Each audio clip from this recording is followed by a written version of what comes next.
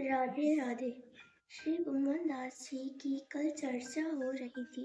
रात्रि में पद कुछ तैयार कर रहे थे तो एक कथा याद आई कि गुम्मन दास जी इतना सुंदर गाते थे, इतना बढ़िया गाते थे कि राजा उनके पीछे पड़े रहते थे। अकबर पीछे पड़ा रहा। एक बार राजस्थान गए तो एक राजा मान सिंह उनके पीछे पड़ गए और नित्य ही गुम्मन दास जी के पास पहुंच जावे।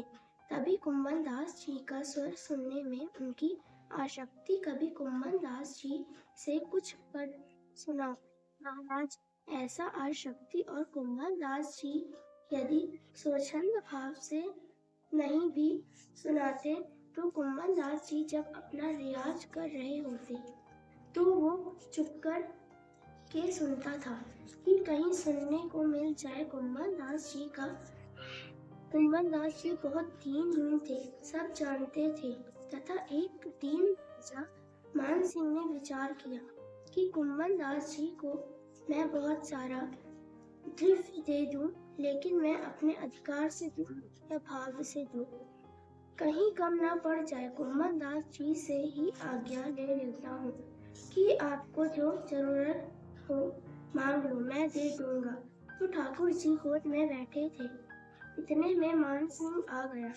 मान सिंह के आते ही ठाकुर जी अंतर ध्यान हो गए और कुम्मन दास जी को इतना कष्ट हुआ कि ठाकुर जी चले गए। मान सिंह बैठा रहा सामने, लेकिन कुम्मन दास जी मन में विचार कर रहे, कहाँ चले गए नाथ।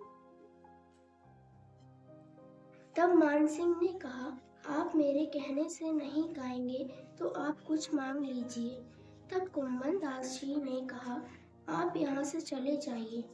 आपके आने से पहले मेरे पास कुछ अनमोल था जो आपके आने से चला गया, तो आए यही मुझे दे दीजिए, यहाँ से चले जाइए। उनके जाते ही ठाकुर जी आ गए और कुम्मन दास जी बोले,